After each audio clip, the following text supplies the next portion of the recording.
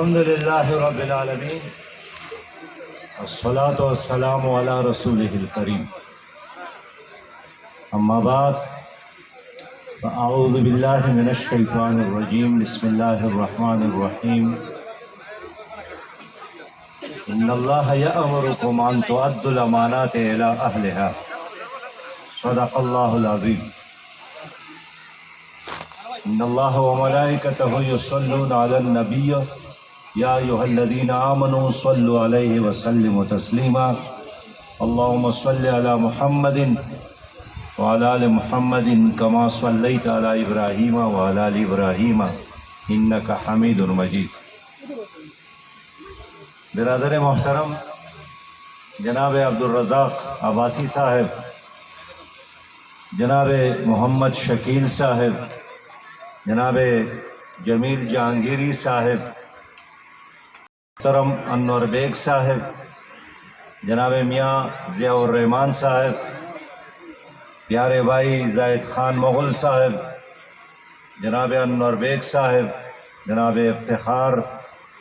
دیگر قائدین علاقہ اور میرے قابل احترام بزرگوں، میرے پرجوش پرعزم نوجوانوں، السلام علیکم ورحمۃ اللہ وبرکاتہ.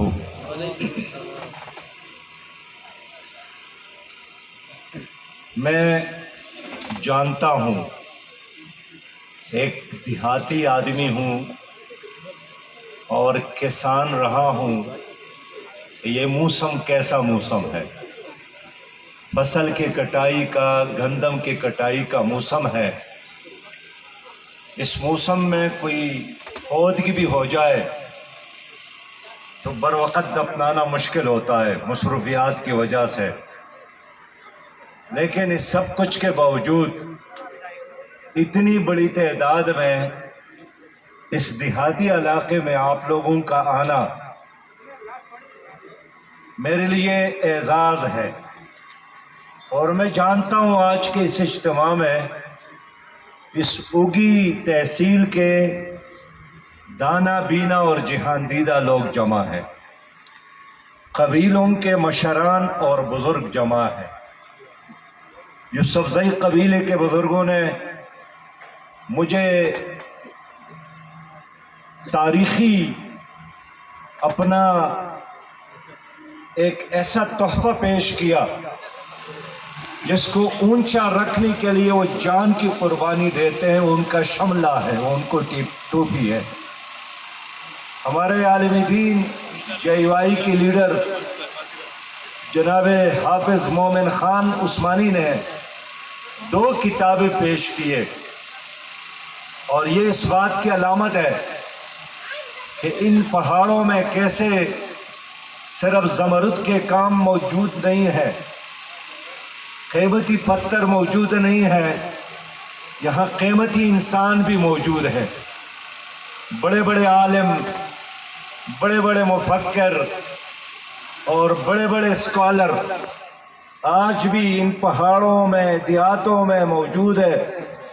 یہ الگ بات ہے کہ یہ ہیرے اور یہ قیمتی انسان لوگ اور دنیا اس کو جانتے نہیں، لیکن ہمارے دلوں میں ان کے لیے بہت بڑا مقام ہے. میرے پیارے بھائیوں، میں اختصار کے ساتھ چند باتیں آپ سے عرض کرنا چاہتا ہوں، اس امید کے ساتھ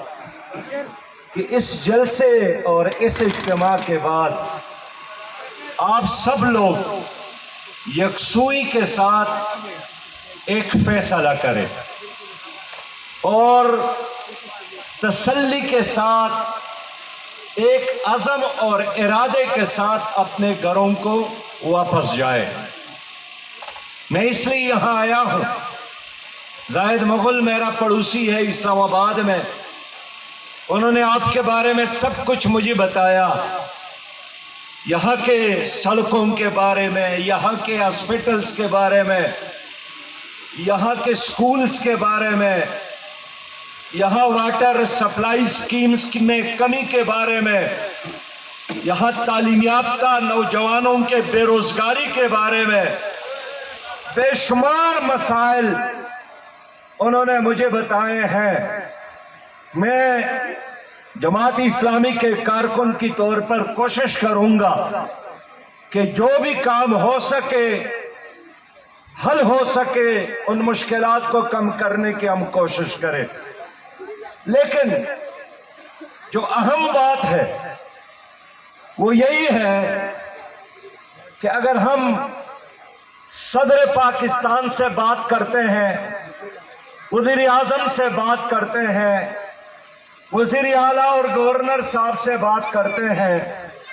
سب یہی بات کرتے ہیں کہ حالات خراب ہیں۔ جو رونا آپ رو رہے ہیں وہی رونا ہمارے وہ حکمران بھی رو رہے ہیں جن سے مسائل حل کرنے کا آپ کو امید ہے، اور یہاں کے غریبوں کا، کسانوں کا، مزدوروں کا،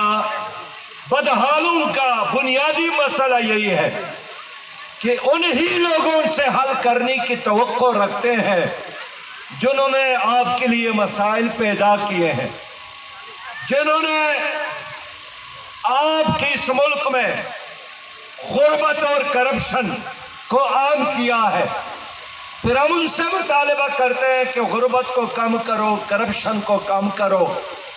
تو جب تک آپ کی سوچ نہ بدلے اور اصل جو مشکل کشا ہے رب کریم ہے، اس کی ذات کی طرف، اس کے نظام کی طرف، اس کے بھیجے ہوئے نبی مہربان، نبی آخر زمان کی طرف ہم بے حیثیت فرد بھی، بے حیثیت قوم اور امت توجہ نہ دے، 100 سال اور گزر جائیں گے، ہمارے مسائل میں اضافہ ہوگا۔ میرے بہت ہی پیارے بھائیوں، جس رب کریم نے آپ کے لیے زمین کو فرش بنایا، آسمان کو چھت بنایا، تمہارے لیے پہاڑوں کو گال دیا ہے، تمہارے لیے سمندروں کو چلایا ہے، تمہیں خوبصورت موسموں سے نوازا ہے، تمہارے لیے پھولوں کو رنگ اور خوشبو بخشی ہے، تمہارے لیے شہد کو میٹھا بنایا ہے، تمہارے لیے ہر قطرے اور کائنات کے ہر ذرے کو رب کریم نے مسخر کیا ہے کہ میرے اس بندے